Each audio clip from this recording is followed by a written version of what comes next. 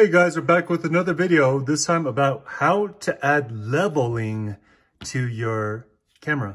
So in case you're one of those people that can never take a straight photo, is always crooked, and can never get it quite centered, this is the video for you. What you're going to want to do is you're going to go to settings.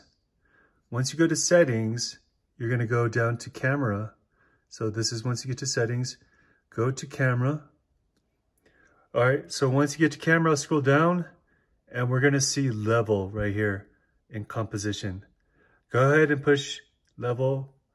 And when you get back to camera, now there will be that line right here.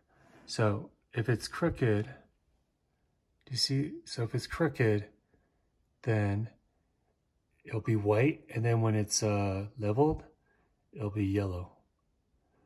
All right, so that's basically it, guys. Go ahead and try this at home. See how it's leveled now? If it's crooked, if it's not leveled, if it's not balanced, then they'll just be the white lines.